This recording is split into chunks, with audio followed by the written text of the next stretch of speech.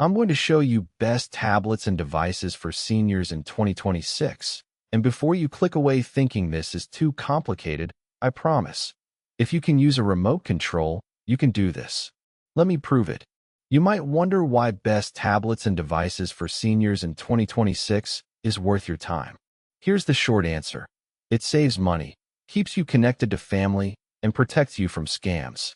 Every year, seniors lose billions to online scams simply because nobody took 5 minutes to show them what to look for. On the flip side, seniors who embrace a few key technologies save an average of $1,500 a year through discounts, comparison shopping, and convenience. Here is best tablets and devices for seniors in 2026, step by step. I'm going to break this down so simply that you could teach someone else by the end of this video. First, let's look at the main screen or page you'll see. Notice the key buttons or links, usually in the top right or bottom center.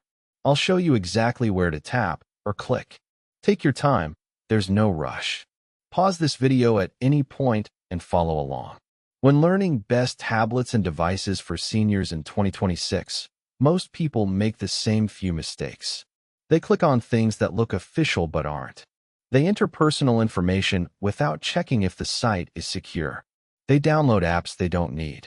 Here's how to avoid all three. Look for the padlock icon in your browser bar. Never share your password or social security number through a pop-up window. And only download apps from your device's official app store. Here's your homework for best tablets and devices for seniors in 2026. But don't worry, this is the fun kind. Try doing this one specific thing today. Open the app or website we just talked about and spend 5 minutes exploring. Tap around. You can't break anything. Then, show someone else, a friend, a grandchild, a neighbor. Teaching is the fastest way to learn, and you'll be surprised how good it feels to be the one showing someone else how it works. If this helped, subscribe for more straightforward tech guides. No jargon, no assumptions, just clear steps. What tech topic should I cover next? Tell me in the comments.